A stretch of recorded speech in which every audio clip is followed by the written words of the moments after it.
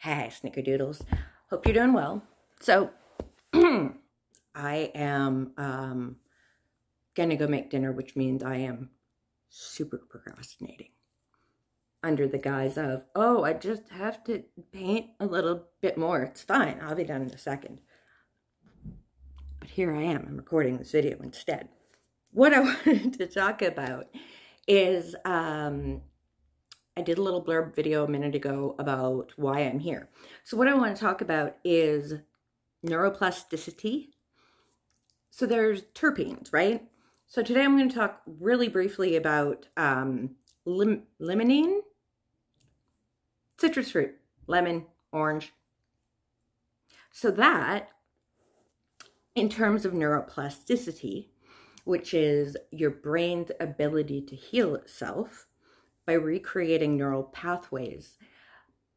The theory is that a traumatic event changes your brain chemistry, and we know that that's true. That's been proven, right? So now, because marijuana is legal and they're doing more studies on it, there's really great information about how terpenes affect the brain. Now, I work in addictions and recovery. I'm not a doctor. I'm not a nurse. I do rehab and I love it. But I do things with various areas of neurodivergence.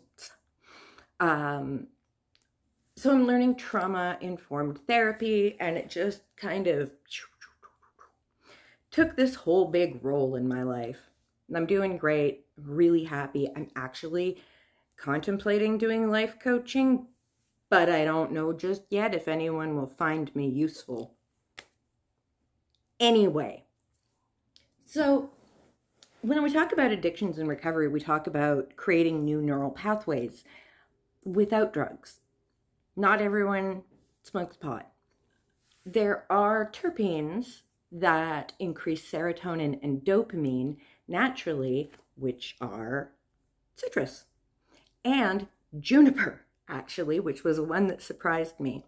Now, there are a number of other terpenes, and I'm going to do a video on each of them, hopefully.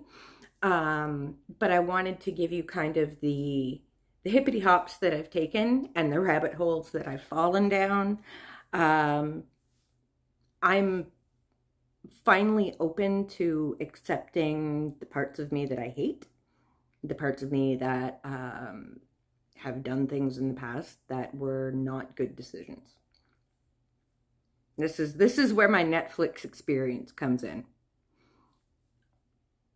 One of the characters in Better Things, Frankie, talks about how life is just about decisions, good decisions and bad decisions. And you know that thing where you're like, oh my God, my kids listen to me?